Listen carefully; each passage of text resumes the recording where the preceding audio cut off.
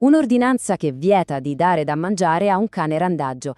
A Teulada in Sardegna è bastato questo per scatenare una tempesta, ma una tempesta vera, sul web. L'accusa è pesantissima, crudeltà. Ma siamo sicuri che sia tutto qui? O forse, come spesso accade, la storia è molto molto più complessa? Beh, proviamo ad andare a fondo, a scavare oltre i titoli e la rabbia del momento. Ed eccolo qua, il punto di rottura. Da una parte l'ordinanza, poche righe, nero su bianco, non dare da mangiare al cane. Dall'altra la sentenza del web, immediata, virale, senza appello. Vogliono farlo morire di fame. Il contrasto è netto, no? Un divieto contro un'accusa terribile. Ma è davvero così semplice? C'è solo questo da dire? E le reazioni? Beh, non si sono fatte attendere. E questa, pensate un po', è una delle più leggere. Un giorno mancherà pane e acqua a chi l'ha deciso. Più che un commento, sembra quasi una maledizione. Si capisce subito che qui si è toccato un nervo scoperto. La risposta è stata viscerale, di pancia. Ma dalla rabbia si è passati molto molto in fretta a qualcosa di decisamente più oscuro. L'indignazione è diventata minaccia. Minacce di morte, vere e proprie. Contro il sindaco Angelo Miglia si parla di impiccarlo in piazza, di bastonate. Insomma, qui siamo andati completamente oltre ogni limite di discussione civile. È un'altra cosa.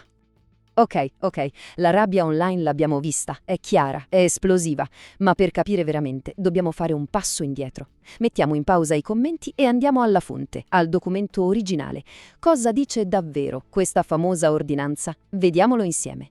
Allora, il fatto nudo e crudo è questo. Stiamo parlando di un atto amministrativo, l'ordinanza numero 18 del 4 aprile. E cosa dice? Dice che è vietato dare cibo a un cane randagio, ma attenzione, non un cane qualsiasi e non ovunque. Si parla di quella cane lungo quella strada, la statale 195, nel comune di Teulada. Quindi è un atto molto molto specifico. E qui la storia inizia a complicarsi, perché l'ordinanza ha delle motivazioni scritte nero su bianco e sono importanti. Punto primo, il cane è super diffidente, impossibile avvicinarlo. Punto 2, l'ambiente intorno non aiuta, anzi rende tutto più difficile. Ma il terzo punto, quello chiave, il cibo che la gente lascia per strada, di fatto, tiene il cane bloccato lì, in un'area che è pericolosissima. In pratica è un rischio enorme per l'animale stesso e anche per chi guida. Bene, e adesso ascoltiamo l'altra campana, la versione della storia che sui social, tra un insulto e l'altro, si perde quasi sempre. Cerchiamo di capire il ragionamento del sindaco, la logica dietro una scelta che a prima vista a tutti è sembrata solo una cosa: crudele. Guardate questa cronologia, perché è fondamentale. L'ordinanza non è stata il punto di partenza, no, è stata l'arrivo, l'ultima spiaggia. Per settimane si è provato in tutti i modi a catturare questo cane, ma niente, ogni tentativo è fallito. Quindi l'idea del divieto non è non diamogli da mangiare e basta, ma è un tentativo disperato di riuscire finalmente a metterlo in salvo. E non pensiamo a tentativi improvvisati, Anzi, guardate chi c'era in campo. Una struttura specializzata, il canile Doc Hotel, poi l'ASL, la polizia locale, la compagnia barracellare, le guardie zoofile, persino il sindaco stesso, Angelo Miglia.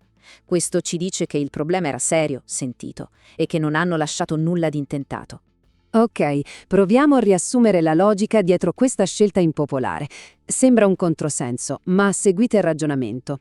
1. Il cane vive su una strada statale, un pericolo mortale. 2. Il cibo lasciato dalle persone, pur essendo un gesto d'affetto, di fatto lo incatena lì, in quel punto pericoloso. 3. Un cane sazio non ha nessun motivo per entrare in una gabbia trappola. Quindi, 4. L'unica idea rimasta è togliere quella fonte di cibo per spingerlo a muoversi verso zone sicure, dove si può intervenire. L'obiettivo finale? Salvarlo. E le parole del sindaco a questo punto pesano come macigni e ribaltano completamente la prospettiva. Questa ordinanza non nasce contro quel cane, nasce per salvarlo. Boom! Non è più un atto di crudeltà, ma un tentativo estremo, disperato, di salvataggio. Una scelta difficile, certo, ma a quanto pare condivisa da tutti gli esperti sul campo. Ecco, questa vicenda di Teulada, del cane, del sindaco, diventa lo spunto per una riflessione molto più grande, una riflessione su come funzioniamo online. Parliamo dei cosiddetti leoni da tastiera, del giudizio facile, sparato in un secondo, senza neanche prendersi il tempo di capire cosa sia successo davvero. Ma chi sono esattamente questi leoni da tastiera? Beh, la definizione è semplice. Sono quelle persone che online, magari protette dall'anonimato, diventano aggressive, insultano, minacciano, dicono cose che, guardandosi negli occhi faccia a faccia, non si sognerebbero mai di dire. È un fenomeno che purtroppo conosciamo bene e che avvelena qualunque tipo di discussione. E pensate, è lo stesso sindaco Milia a usare questa espressione con una certa amarezza. Dice: di leoni da tastiera e risolutori da divano ve ne sono fin troppi. C'è tutto in questa frase.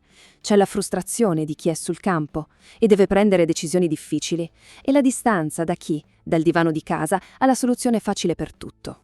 E qui emerge un dilemma enorme per chi amministra oggi.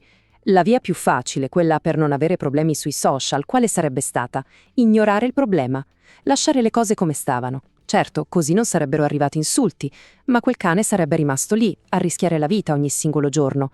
E forse prima o poi sarebbe successa la tragedia. E allora, la domanda è: come se ne esce? Come si fa a discutere, anche a criticare duramente, senza che tutto finisca in un linciaggio, in un fiume di violenza verbale? Proviamo a tracciare una linea, a trovare una via d'uscita costruttiva. Il sindaco ancora una volta usa parole forti ma direi precise.